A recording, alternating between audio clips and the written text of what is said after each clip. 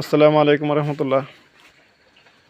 তো আমরা যারা আবদ্ধ অবস্থায় হাঁস পালন করি তাদের হয়তো সকলে নাও হতে পারে, তবে বেশিরভাগ, আমার ধারণা বেশিরভাগ আবদ্ধ হাঁস খামারিরা ভালো নেই বলে তো লাভে নেই, লসের মধ্যে বা আসল আসল থাকতে পারে। তবে আমি লসের মধ্যে আছি, কারণ এদের ব্যালেন্স ঠিক রাখা যায় না, বিশেষ করে ডিমের। কারণ একটু একটু আবহাওয়া পরিবর্তন হলে বা এদের খাদ্য পরিবর্তন হলে কিন্তু ডিম প্রোডাকশন উপর নিচ হয়ে যায়। তো আমরা সবসময় চেষ্টা করি যাতে ভালোভাবে প্রোডাকশনটা ধরে রাখতে পারি।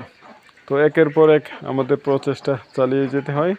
তো আজকে 2টা মেডিসিন আনলাম, এটা কোম্পানিটা চেঞ্জ করলাম, আগে অন্য কোম্পানির ছিল, তো আজকে এটা দিলাম যে পিটক্স ব্যাট, এটা হচ্ছে টক্সিন বাইন্ডার এবং নিউট্রিলাইজার, আর একটা হচ্ছে সেল ই, এটা হচ্ছে ভিটামিন ই প্লাস সেলেনিয়াম।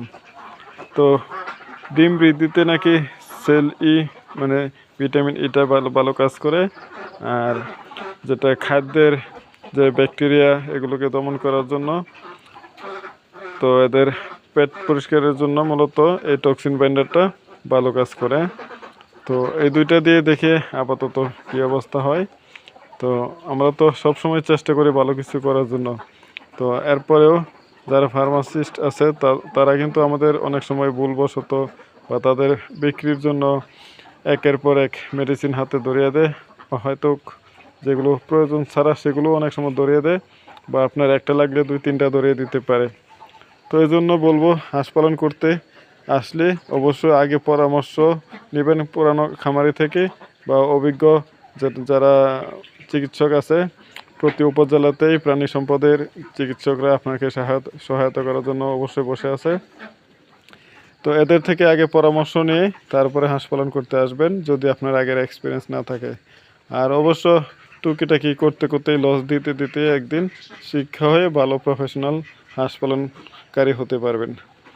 তো এরপরেও আমি বলবো যে লজ্জা নয়, শিখতে হলে অবশ্যই কারো কাছে যাওয়া উচিত। তো আমি প্রায় 8 বছর যাবৎ একটানা হাঁস পালন করতেছি।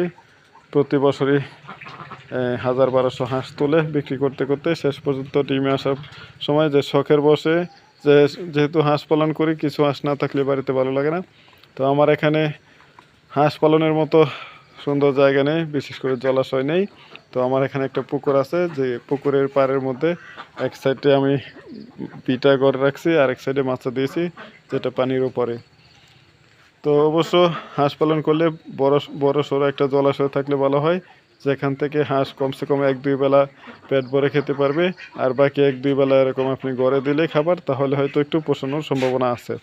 অন্যথায় 3 বেলা যদি গড়ে খাওয়াতে হয় তাহলে অনেক ব্যয়বহুল, কারণ আপনি যতই ভালো খাবার দেন অনেক দিন প্রোডাকশন ধরে রাখতে পারবে না, যতটা না তারা উন্মুক্তভাবে খাবার খেয়ে প্রোডাকশন দেবে। কারণ তারা নির্ভয়ে মনের স্বাধীনে তারা ঘোরাফেরা করে কম খেয়ে হলেও প্রোডাকশন ঠিক রাখবে।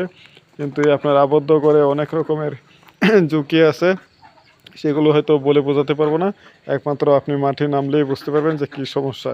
কারণ 2-একটা উদাহরণ বলি, যে অনেক সময়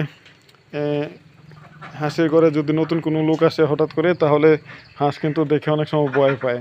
আর অনেক সময় বাড়িতে কুকুর ঢুকলে কিন্তু যদি হাঁসের সামনে আসে তাহলেও হাঁস ভয় পায়।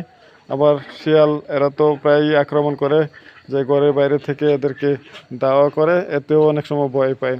আর যদি ঘরের ভিতরে আসতে পারে তাহলে তো আর বলার কিছু নেই। তো অবশ্যই হাঁস পালন করার আগে এই ধরনের বিষয় জেনে শুনে, এবং আপনি যে কোনো কাজ করার আগে ভালোভাবে চিন্তাধারা করবেন, প্ল্যান 2-একটা চেঞ্জ করে একটা সঠিক সিদ্ধান্ত নিয়ে কাজ করবেন, তাহলে হয়তো কোনো দিন সাকসেস হতে পারবেন। তো এই বিষয়ে আরও অনেক কিছু জানতে হতে পারে, তো নিকটস্থ ভালো খামারি কিংবা প্রাণী সম্পদ অফিস থেকে অফিসারদের সাথে পরামর্শ করে অবশ্য কাজে নামবেন। আর যদি আমার থেকে কিছু জানার মনে হয় তাহলে অবশ্য আমার লোগোতে নাম্বার দেওয়া আছে, বা কমেন্ট করে রাখলে নাম্বার দিলে হয়তো ফোন করে কথা বলা যাবে। তো আমি ছোট মানুষ, হয়তো বেশি বোঝাতে পারবো না, তবে আমি হয়তো হাঁস পালন করে উন্নত করতে পারি নাই। কারণ অনেকে বলবে যারা কিছু করে সাকসেস হয়েছে তাদের থেকে শিক্ষা নাও, কিন্তু যারা ফেল করেছে তাদের শিক্ষাটা কিন্তু আপনার কাজে লাগবে বেশি। আপনি সাকসেস ধীরে ধীরে হন, এতে সমস্যা নেই, কিন্তু ফেল যদি একবার ভালোভাবে করে দেন তাহলে কিন্তু জীবনে অনেক নিচে পড়ে যাবেন। তো এই জন্য learn from the failure also একটা ভালো উদাহরণ।